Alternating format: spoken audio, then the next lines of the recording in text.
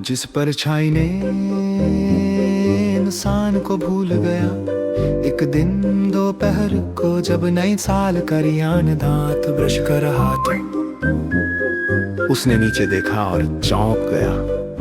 उसकी परछाई उसके साथ ब्रश नहीं कर रही थी, वो बस खड़ी थी, हाथ बांधे पांव थथपा रही थी, जैसे उसे कुछ और जरूरी काम हो।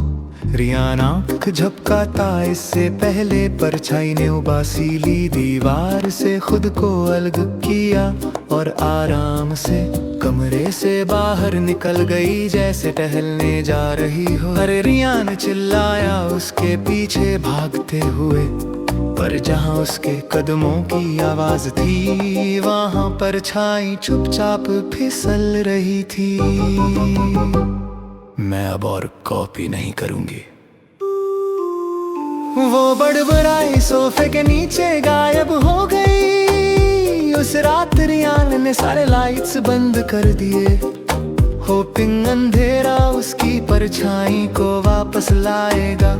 लेकिन अजीब घटनाएं शुरू हो गई। खिड़कियों में अजीब नाचती आकृतियां, स्ट्रीट लाइट्स का टिमटिमाना और स्कूल की ब्लैक बोर्ड पर परछाई से बनी लिखाई। अब जरा सोच समझ के चलना, मैं कभी तुम्हारे नीचे हुआ करती थी। टीचर्स ने इसे मजाक समझा, लेकिन रियान को सच्चाई पता थी। उसे अपनी परछाई दीवारों पर पपेट शो करते, बिल्लियों के साथ रस्सी कूदते और चांदनी से उल्टे चित्र बनाते दिखती थी। वापस आ जाओ, उसने खिड़की से पुकारा।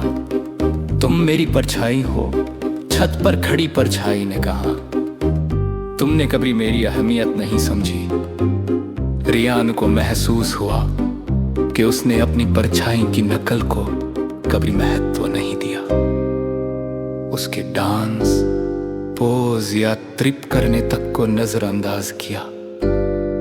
उसे लगा परछाई बस एक छाया है, पर शायद उसमें भी भावनाएं थी। उस हफ्ते उसने प्रोजेक्टर उधार लिया और दीवारों पर लाइट से मैसेज बनाना शुरू किया। सॉरी शैरो, चलो बात करें। उस रात परछाई फिर से प्रकट हुई, हाथ अब भी बांधे हुए। बोलो, उसने कहा। रिया ने पास बैठकर कहा, मुझे नहीं पता था कि तुम्हारे अपने विचार हैं। मैंने सोचा तुम बस मैं हो सपाट में। परछाई मुस्कुराई, मैं पूरा तुम हूँ, वो भी जो तुम छिपाते हो। रिया ने सिर हिलाया, शायद हम साथ में बेहतर है। परछाई ने सिर झुकाया, पास आई और वापस उसके पैरों के पास लौट आई। लेकिन अब वो ज्यादा जिंदा दिली से हिल रही थी। जब रियान स्ट्रेच करता, वो भी स्ट्रेच करती। जब चीखता वो नाचती, जब गणित का जवाब सही करता तो थम्स अप देती। अब वो सिर्फ छाया नहीं थी, वो साथी थी, रोशनी और अंधेरे की टीम। और कभी कभी जब सूरज ठीक से चमकता, परछाई उसे आंख मार देती।